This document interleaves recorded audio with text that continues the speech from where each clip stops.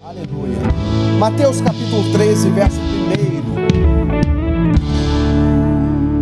A gente vai falar um pouco hoje sobre a parábola do semeador. Eu sei que já leram. Está em Mateus capítulo 13. Tem também Lucas e tem também Marcos. Pode colocar no central, por favor, também. Obrigado. Essa revista é atualizada? Isso. Vamos lá.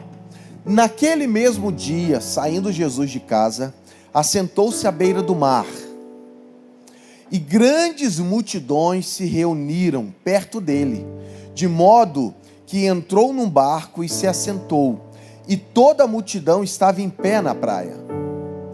E de muitas coisas lhes falou por parábolas. E ele dizia: eis que o semeador saiu a semear. E ao semear, uma parte caiu à beira do caminho, e vindo as aves a comeram. Outra parte caiu em solo rochoso, onde a terra era pouca, e logo nasceu, visto não ser profunda a terra. Saindo, porém, o sol a queimou, e porque não tinha raiz, secou-se.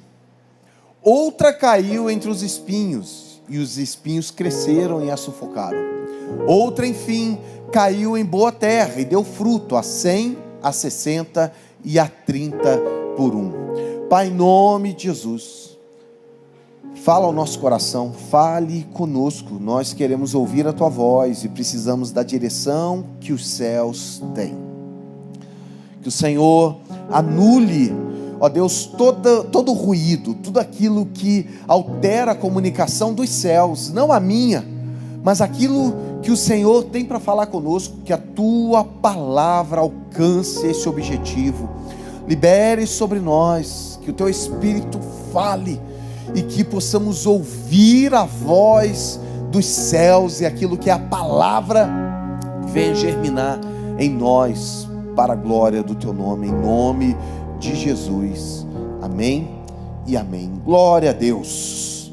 Essa parábola, como eu falei, já é narrada nos 3 evangelhos, Mateus, Marcos e Lucas, e segue o mesmo discurso. Ele fala a mesma coisa, ele muda alguns pontos específicos que a gente vai falar aqui, mas a ênfase que ele dá é a mesma, né? Ele fala de um semeador, alguém que sai para semear, e ele tem uma analogia, uma referência, melhor dizendo, que Jesus é o semeador. Ele saiu a semear e ele semeia uma semente. Essa semente é a palavra de Deus, né? Os solos são os corações. Ele entende que cada coração está num tempo, está num ciclo, está num momento. Há um solo que é à beira do caminho, mais compactado, com um monte de coisas que ali sujam, né? Estão sujas, né? Os carros vão passando, as pedras vão para o lado, os pedacinhos de madeira vão para o lado, e aquilo tudo faz esse solo não ser tão propício. E ele vem falando também de corações, mas na minha ótica também pode ser fases, tempos, podem ser momentos específicos que a gente passa, né? Momentos específicos que o nosso coração está. E ele fala 4 tipos de solos: à beira do caminho, o solo rochoso, o solo com espinhos e uma boa terra. Nós já passamos por essas fases. Tempo que o nosso coração às vezes vinha a mensagem e a gente não aceitava muito bem, e ela era tirada. Momento também que o nosso coração que vem a palavra e a gente tem um monte de coisa que a gente considera como riqueza, uma fascinação que tira. O momento que a gente recebe a palavra e parece que a adversidade, as lutas sufocam, mas teve um momento que essa palavra achou um lugar no teu coração, e você está aqui debaixo dessa atmosfera, buscando e permitindo que essa palavra venha multiplicar-se, crescer e dar frutos. O solo compactado, ele é muito interessante porque tem muitos dejetos, né? Ele não é apto a germinar, porque ele se torna algo, fica superficial a semente, as aves vão e tiram. E quando eu pensei em um solo pedregoso, né, onde é rochoso, eu lembrei de montanhas. Eu não sei se você já viu, eu morava aqui na rua Nicarágua, em frente ali à pedra, dava para ver o Hotel Quitandinha também, né, e eu me lembro que durante alguns períodos começava a crescer vegetação na montanha. Né? Por quê? Porque as folhas iam caindo, as sementes eram levadas, cresciam, mas com o tempo não tinha lugar de fixação. Aí vinha chuvas, aquele terreno, aquela terra mais fina, com muito humus, né? Ela se soltava e ficava limpando. Então, 1, 2 anos, nascia uma vegetação, ela corria. Por quê? Porque não tinha raiz. Era pouca raiz, então ela não permanecia.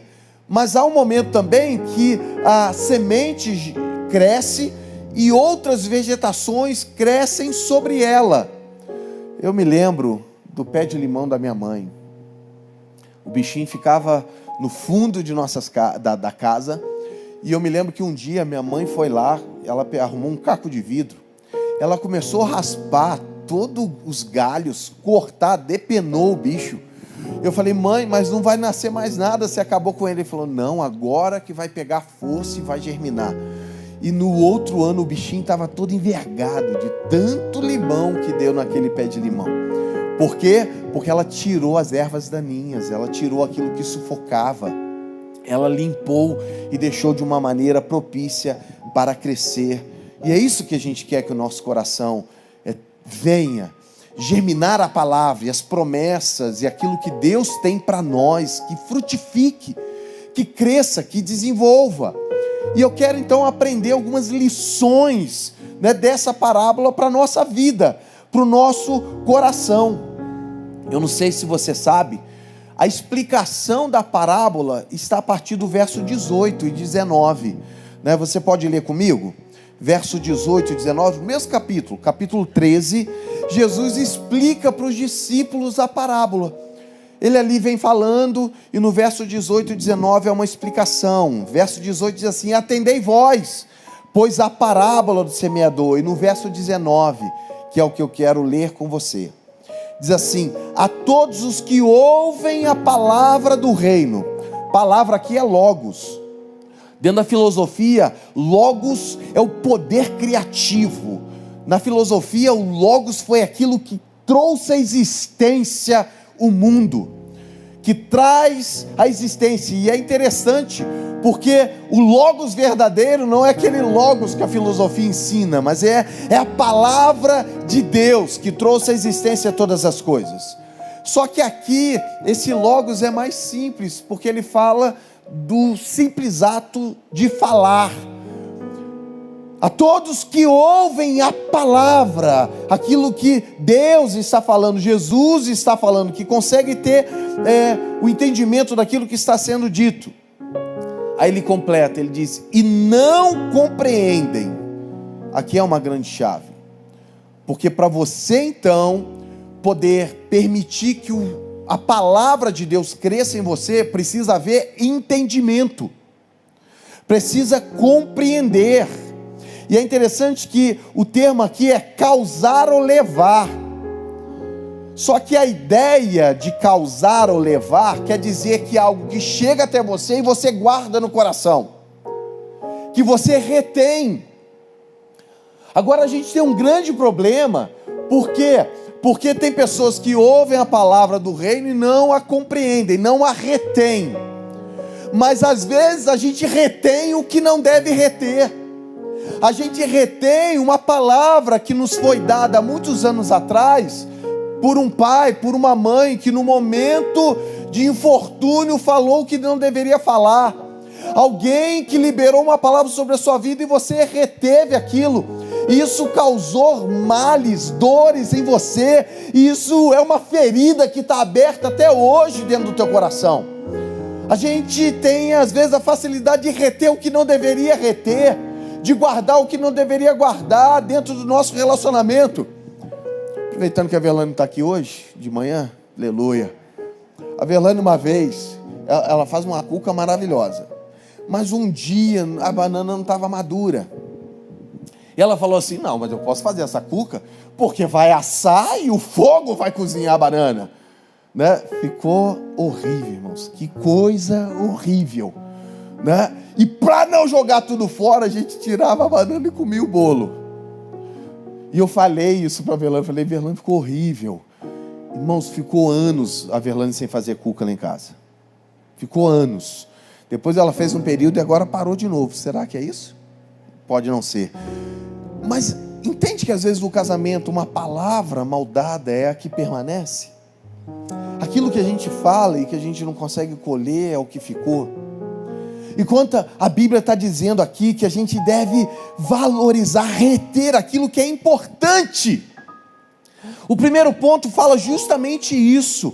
Eu quero falar com você sobre valorizar o conhecimento da palavra de Deus. Valorizar o conhecimento da palavra que foi liberada sobre nós. E não apenas as coisas que as pessoas falam, que às vezes nos fere, faz doer. Mas a palavra que tem a verdade para nós, a palavra que permanece. O primeiro ponto, então, valorize o conhecimento da palavra acima de qualquer outra coisa. Pode ser que tenha sido teu pai, e ele tem uma autoridade sobre a sua vida, mas a autoridade dele para liberar uma palavra que te diminui, não é maior do que a palavra de Deus sobre a tua vida, sobre o teu coração, sobre nós. Nós precisamos reter aquilo que realmente é importante para nós. E é interessante, volta o texto aqui no verso 19 para mim. É interessante que ele diz assim, ó: não guardando, não retendo, compreendendo, vem o maligno e arrebata o que foi semeado no coração. Irmãos, olha que interessante. Esse termo maligno aqui, isso aqui me chamou muita atenção, sabe por quê? Lucas usa um termo, Marcos usa outro termo, e Mateus usa outro termo. Cada um usa um. Mateus usa o termo maligno. Ele dá uma ênfase aqui, não ao diabo, não a Satanás. Ele dá uma ênfase aqui sobre a natureza caída, o mal que está em nós.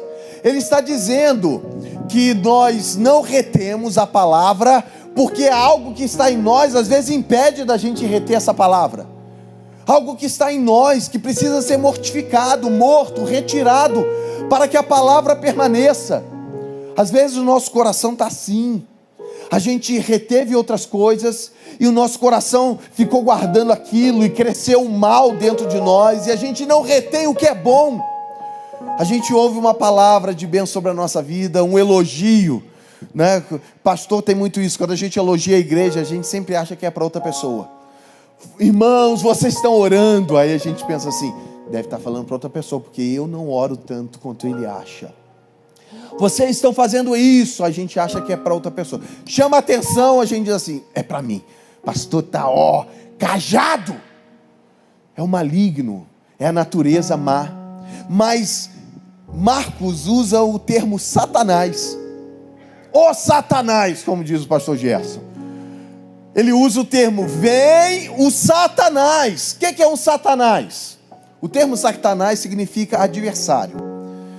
Satanás na Bíblia nem sempre se refere ao capiroto. Satanás na Bíblia é um adversário. Só que nessa passagem, Marcos, ele está falando de Satanás como capiroto mesmo. É o adversário que é aquele mais interessado que a gente não retenha a palavra no nosso coração.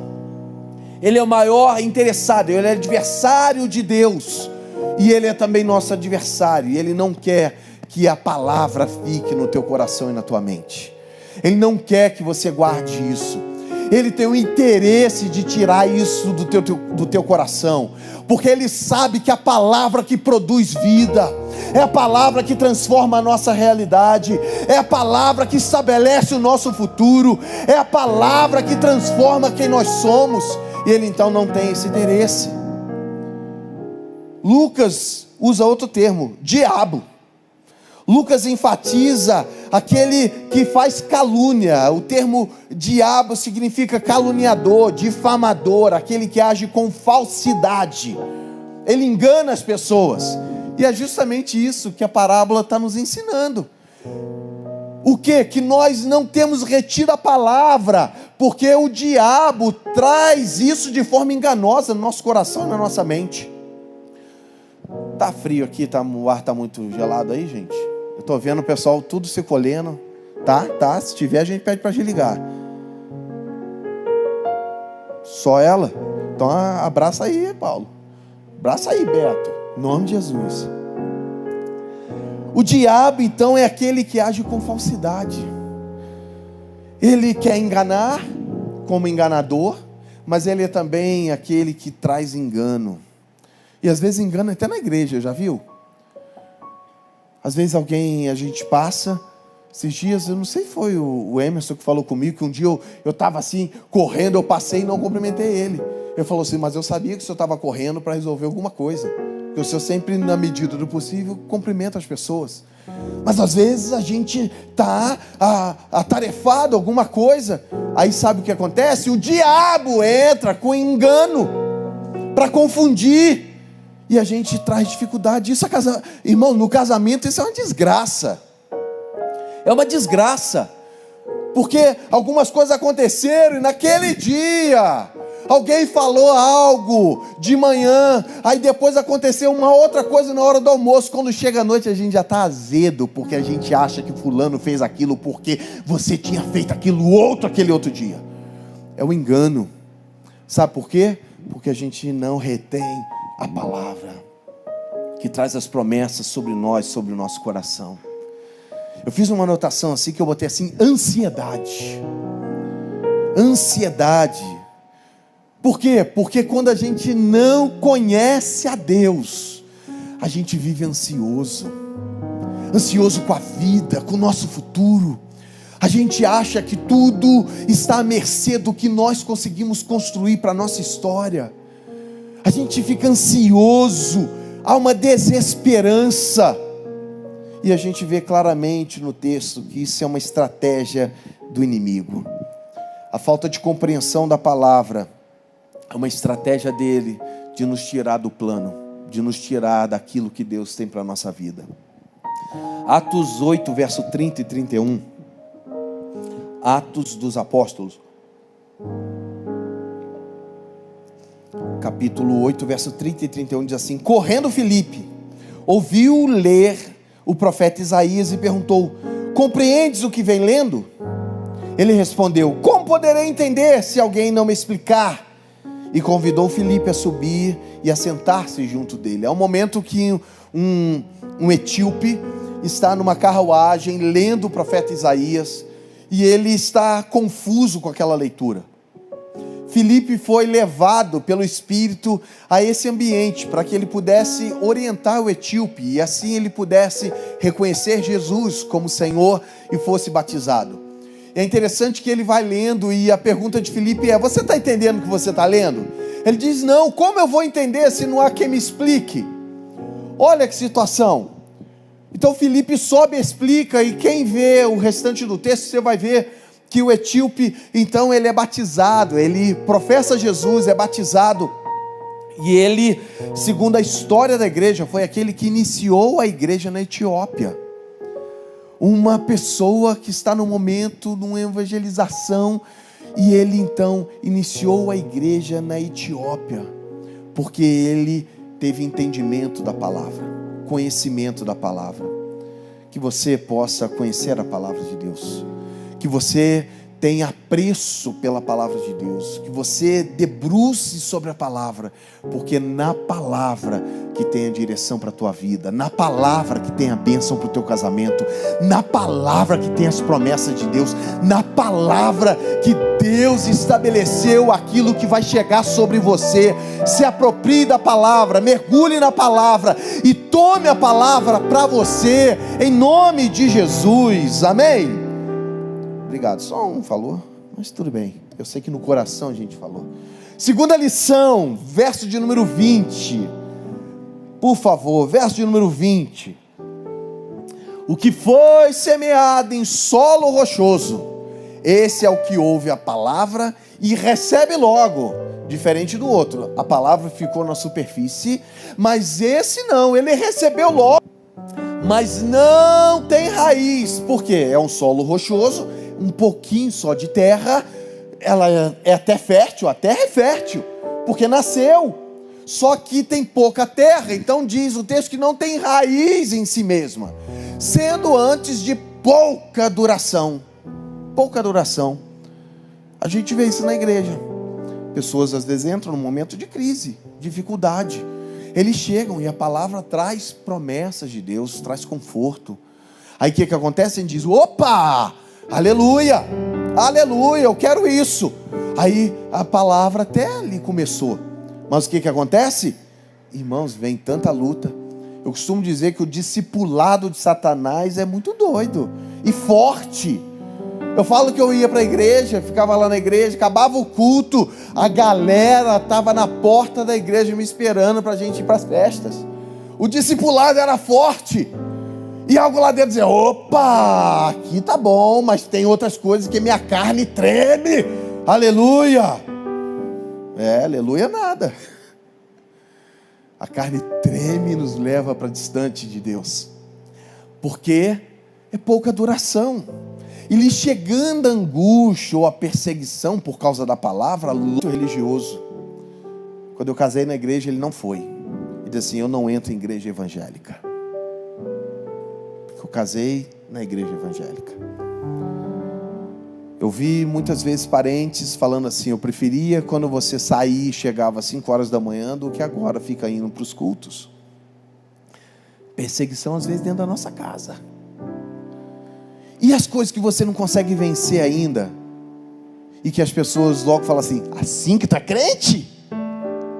Ao invés de poder falar assim: olha, eu vi que você já melhorou alguma coisa, mas ainda está escorregando nisso aí.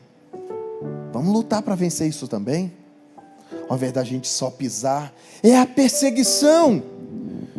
Mantenha viva a esperança com Deus. Diz que recebe, pega, se agarra, mas não se agarra tão firmemente. O texto diz que vem alegria, chara, que vem de carisma também, a mesma ideia. É o Espírito que traz a alegria, a satisfação, mas é pequeno, é pouca duração, é apenas um estágio, um tempo. Eu comecei na igreja há muito tempo, 93, 92 eu comecei a ir na igreja, e ia, 93 indo, buscando, mas manquejando, né? O pessoal usa o termo do crente Raimundo, né? Um pé na igreja e outro no mundo, né? Eu ia assim, né? Manquejando, mas existia o estágio de um coração que estava sendo moldado, porque não é apenas o solo, mas é também o ciclo. O meu coração não estava propício ainda, então tinha um tempo, foi de pouca duração no início, mas com o tempo, foi mudando o solo. O coração, que era apenas um solo rochoso, que tinha pouca, foi sendo arado, cuidado, trabalhado, mexido. A palavra foi chegando, o Espírito, orações vieram sobre nós. A alegria era temporária, mas chegou um momento que ela foi criando raízes. E é interessante que o temporário vem de kairos. Kairos não é o tempo humano, cronos, que é usado na Bíblia para o nosso tempo. Kairos é o tempo de Deus, porque é um tempo de Deus para nós. E há momentos que o nosso coração busca coisas, e às vezes a gente se perde nas coisas que a gente busca, mas há um tempo de Deus sobre você, há um tempo de Deus sobre o teu casamento, há um tempo que Deus vai estabelecer um coração fértil, vai multiplicar, vai ser fértil, em nome de Jesus, porque o tempo dele não falha. O cronos é limitado, mas o tempo de Deus é perfeito. O tempo dele é extraordinário. Raízes vão crescer, vai ter sustentabilidade, sustentação. Eu não sei se você já viu árvores altas, mas lá na Amazônia, às vezes você entrava na floresta, troncos. Uma vez eu vi um tronco de uma árvore que só ela estava em cima do caminhão, era quase o tamanho de um Fusca assim, negócio gigante, árvores de 100 metros de altura. coisas extraordinárias, que você não pode ficar embaixo, porque se uma semente cair sobre você, estoura a tua cabeça. Estava tão bonito, né? Ele traz esse negócio. Mas é para você ver a altura. Para chegar a uma altura dessa, tem que ter sustentabilidade. Tem que ter raiz profunda. Tem que ter uma raiz profunda. Às vezes a gente está nesse momento de um solo pedregoso, raso, mas você pode também produzir raízes profundas. Você está tendo conhecimento agora, você está ouvindo o que eu estou falando. Pastor, o que eu posso fazer? Busque mais a palavra, se coloque mais diante de Deus, se coloque diante dele e fala assim: Senhor, se algo chegou e é temporário na minha vida, eu quero algo com profundidade, eu quero te conhecer, eu quero revelação, eu quero buscar o Senhor. Eu me lembro que nessas fases de eu ia para a igreja, ia nos cultos, chegou um momento que eu falei assim: não, eu preciso de mais. E eu lembro que marcaram uma oração na igreja, uma bênção, irmão, 5 horas da manhã em abril. Eu saía de casa, aquele chuvisco, devia estar uns 8 graus, né? Tudo nublado, aquela cerração, o chuvisco, e eu falava: eu tenho que ir para a igreja. E eu ia de manhã para a igreja, porque eu precisava mexer no coração e criar uma terra mais fértil. E você não cria terra mais fértil no teu coração, a não ser na presença daquele que vai mexer no teu coração, que vai transformar o teu coração. Porque quando não há raiz, as coisas secam rápido. É assim também no teu casamento. Se não há profundidade do relacionamento, da intimidade do casal, em orar, em confessar, em ajudar-se mutuamente, não tem raiz. No momento da adversidade, as coisas vão ruir. Quando eu sinto-me tentado, eu lembro de Deus, da minha esposa. Quando eu olho para alguém e que a beleza me atrai, eu falo assim: eu sou fiel a Deus e a minha esposa. Por que a Deus e a minha esposa? Porque na realidade a intimidade. E quando eu falo intimidade, eu falo de troca de coração, de permitir que o seu coração seja acessível a outra pessoa. Porque você pode estar casado e não compartilhar o teu coração. Você pode estar casado há 30 anos. Esse dia eu vi uma historinha, a menina contando no Instagram. Ela falando assim: minha mãe veio para minha casa. Eu fiz um café para ela, assim como ela fazia de manhã para mim. E eu adocei o café bastante. E minha mãe, quando foi tomar o café, falou assim: nossa, que café doce. Ela: sim, mãe, eu fiz o café doce por causa da senhora. Toda vez que eu tomava café na sua casa, o café era doce. Ela: eu adoçava o café porque você tomava o café. Eu achava que você gostava de café doce. E tem casal assim, na vida um tempão, fazendo para o outro que o outro não tem o mínimo de valor naquilo. Porque não há intimidade, não há troca do coração. Não apresenta as fraquezas, vulnerabilidades, os desejos, os sonhos.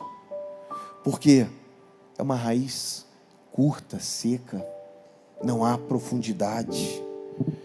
Aí ele diz que vem angústia, perseguição, e a pessoa se escandaliza. Angústia aqui é ato de prensar, pressão. Já passou por pressão? Pressão? Tem muita gente aqui que a gente olha os rostos e sabe que já passou por pressão. Há pessoas que compartilharam o coração e a gente olha e fala: fulano já passou por pressão. E se você está me ouvindo aqui, você já passou por pressão, é porque você decidiu ficar. É porque vai tendo raiz. Às vezes a perseguição é de pessoas próximas, a perseguição é de pessoas distantes, a perseguição acontece no trabalho. Mas se você permite que as suas raízes vão crescendo, você permanece, você não escandaliza, você permanece, porque o pecado ou qualquer outra coisa não te seduz.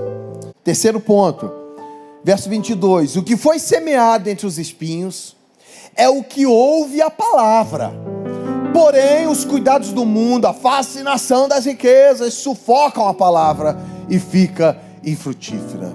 O que foi semeado entre os espinhos é o que ouve a palavra, porém os cuidados do mundo. A ideia aqui de cuidados é distrações. O termo significa distrações. Aquilo que gera ansiedade para você ter. Interessante que ele diz, aquilo que o mundo oferece, que te fascina, que te ilude e no final traz uma distração. Por que distração? Porque aquilo não produz algo na tua vida real. Já viu quando você busca algo que na realidade não te satisfaz? É uma distração. A Verlaine, vou aproveitar hoje. A Verlaine, para ela, café com pão é algo extraordinário. Você quer agradar a Verlaine? Fala assim, venha tomar um café. Não chame para almoço nem para janta. Chame para tomar café.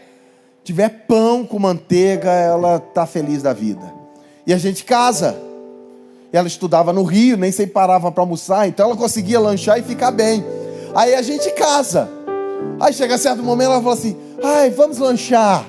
Eu falo, lanchar não, eu preciso arroz, feijão. Eu preciso de sustância. Esse corpinho aqui precisa de algo mais. Sustância. Porque às vezes, você pode até fazer um lanche, mas para quem está acostumado com sustância, não dá força não, irmãos. Você se sente fraco ainda, né? Vai ter que comer sustância para poder melhorar. E é interessante que o texto está dizendo aqui, que às vezes a gente consegue burlar o nosso organismo um tempo. Você consegue burlar o teu corpo por um tempo, mas na realidade existem coisas que são anseios da tua alma e que somente Deus pode preencher. Pode ser que você buscou algumas coisas e que você foi fascinado por elas, os cuidados, houve uma distração, uma fascinação que te enganou, que trouxe falsidade. Às vezes acontece isso num casamento, irmãos. Às vezes você casou com uma ideia e no final você vai ver que casamento não é só aquela ideia. Exige de você esforço, dedicação, entrega. Exige de você mais do que você imaginava que podia ter dentro de um casamento.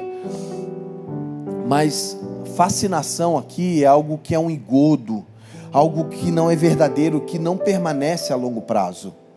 É algodão doce. Já viu o pacote de algodão doce? Se você pegar aquilo tudo e amassar, vai ficar menor do que uma balinha. Se você compactar aquilo, vai ficar pequenininho. Não vai matar a tua fome, não vai te satisfazer. E é interessante que ele diz que tem pessoas que recebem a palavra, recebem o que Deus está dando, só que ele pega isso e diante das circunstâncias de fascinação, de engodo, ele troca a palavra por isso. Aí você está pensando em um monte de gente. Quantos de nós já não fizemos isso? Quantos de nós já não trocamos a promessa e a aliança de Deus por um prato de lentilhas? Só que a gente está numa fase onde Deus age com graça e misericórdia sobre nós. E às vezes a gente já trocou isso. Só que é interessante aqui que ele coloca algo. Ele fala fascinação das riquezas. Eu achei interessante isso. Por quê? Porque riqueza é diferente de prosperidade, não é? Você pode ter bem material, riqueza, ouro, terreno, casa, e você pode não ter prosperidade. Porque a prosperidade é um estágio diferente que a Bíblia ensina. Vem da shalom de Deus, que é a paz de Deus sobre a vida de uma pessoa. Eu conheço pessoas que não são ricas financeiramente, mas são prósperas, abençoadas, porque elas desfrutam da felicidade de Deus, da saúde de Deus, de uma família rica nele. E às vezes a gente se perde nisso, porque a gente não consegue enxergar a prosperidade, a gente valoriza a riqueza. A gente não enxerga a prosperidade que vem de Deus para nós, e a gente fica valorizando a riqueza. É importante você buscar dar para sua família bens que possa trazer melhor conforto? Claro que é. Mas você não pode permitir que isso esteja acima do que a prosperidade que Deus tem para você e para sua casa. Por isso, o terceiro ponto, a terceira lição, coloquei assim: valorize a prosperidade, porque você não pode ter tudo ao mesmo tempo. Porque às vezes a gente quer ter um tipo de coisa e a gente perde aquilo que é a real beleza da vida, a prosperidade que podemos ter. Coloca aqui o verso 22, né, que eu estou lendo. Cuidados do mundo e a fascinação das riquezas, o engodo que vem sobre nós. A gente ensina como igreja: cresça, desenvolva, alcance níveis mais altos de riqueza, porque isso pode ser um instrumento para a glória de Deus na tua vida, nas pessoas que te cercam e para o reino dele. Mas valorize a prosperidade em Deus, valorize aquilo que é o dom de Deus que tem chegado à sua vida, valorize as coisas corretas. Não podemos ter tudo por vezes ao mesmo tempo. Há pessoas que conseguem andar junto nos dois lados, serem prósperos e ricos. Tem pessoas que às vezes não conseguem, porque o coração dele precisa se dedicar a uma coisa especificamente. E se o seu coração estiver buscando algo específico que te distancie de Deus, escolha a palavra, escolha Deus, escolha a vontade dele. Quarta lição, verso 23, diz assim: mas o que foi semeado em boa terra é o que ouve a palavra e compreende, retém, não é isso? Passa a viver em você, você reteve, passa a estar em você. Este que guardou a palavra, o terreno, o coração é fértil, frutifica e produz a 100, 60 e 30 por 1. Produz vida. Eu sempre tenho pela palavra de Deus que a fertilidade é maior, é melhor do que o terreno infértil. Sempre é maior. Existem áreas que estão degradadas e elas podem ser tratadas, cuidadas e se tornarem férteis novamente. Esses dias apareceu, acho que foi Teresópolis ou Nova Friburgo, um puma, uma onça da nossa região aqui, um puma. Viram isso? Quem viu essa reportagem? Olha que legal. Eu achei interessante, por quê?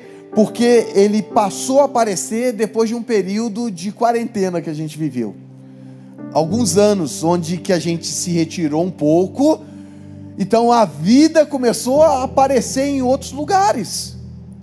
Há pesquisas que dizem que as áreas que estão inférteis, áreas que estão degradadas hoje no mundo, se o homem deixasse essas terras por si só, elas em 20 anos estariam totalmente regeneradas. Algumas pesquisas falam isso, porque a terra foi construída, feita, gerada por Deus para a fertilidade.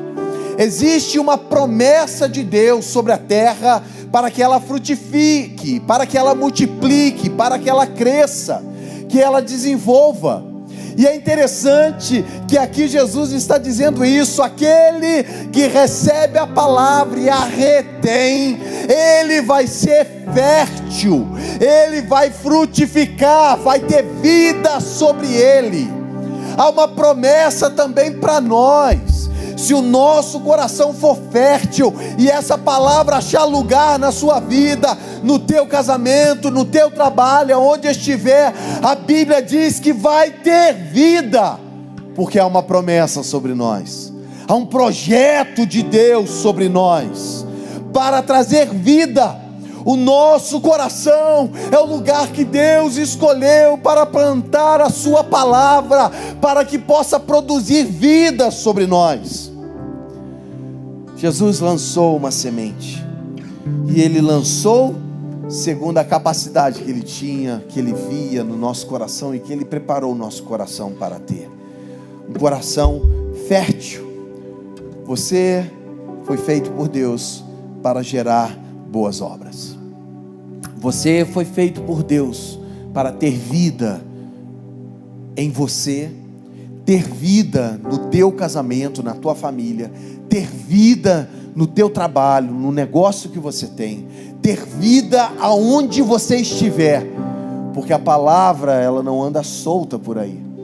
A palavra está em nós, no nosso coração. A semente está no nosso coração. Há solos férteis para receberem a palavra de Deus. Se você permanece diante de Deus, o teu coração é fértil.